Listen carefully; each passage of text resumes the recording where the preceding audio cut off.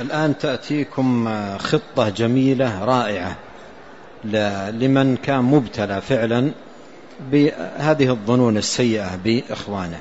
خطة جميلة ورائعة جدا، يعني يذكرها الإمام بن قدامة المقدسي رحمه الله، فتأملوها ينفعكم الله عز وجل بها. قال ابن قدامة المقدسي رحمه الله: متى خطر لك خاطر سوء على مسلم فينبغي أن تزيد في مراعاته وتدعو له بالخير. انتبه، شوف هذه خطة عظيمة جدا نافعة. يقول: متى ما دخل على قلبك خاطر سوء في أخيك المسلم فينبغي أن تزيد في مراعاته، يعني تزيد في معاني الخير تجاهه، محبة ونحو ذلك، وتدعو له. لأنك إذا كنت بهذه الصفة كل ما ألقى الشيطان في نفسك خواطر سوء ضد أخيك زدت مراعاة له ودعاء، ماذا سيفعل الشيطان؟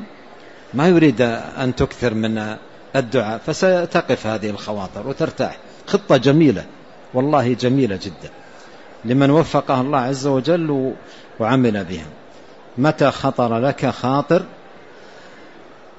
خطر لك خاطر سوء على مسلم فينبغي أن تزيد في مراعاته وتدعو له بالخير، فإن ذلك يغيظ الشيطان ويدفعه عنك، فلا يلقي إليك خاطر السوء خيفة من اشتغالك بالدعاء والمراعاة. يتوقف الآن الشيطان، تجد نفسك فعلا فيما بعد ارتاحت من الخواطر السيئة، لأن الشيطان وجد أن كل ما ألقى في نفسك خواطر سيئة ازددت مراعاة لأخيك وأكثرت الدعاء له، وهذا شيء لا يريده، خلاف ما يريده الشيطان بتلك الخواطر. فستجد مع الأيام أن قلبك مرتاح راحة تامة، ولا تدخل عليه هذه الخواطر، لا يدخلها الشيطان على قلب صاحبه على هذه الحال.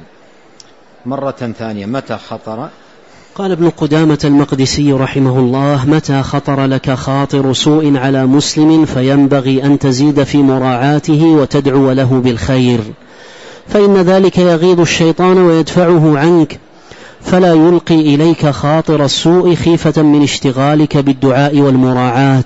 أنا أوصي بالمناسبة بنشر كلام ابن قدامة هذا، النشر والتعاون على الاستفادة منه، نحن نستفيد ونفيد أيضا الآخرين. نعم.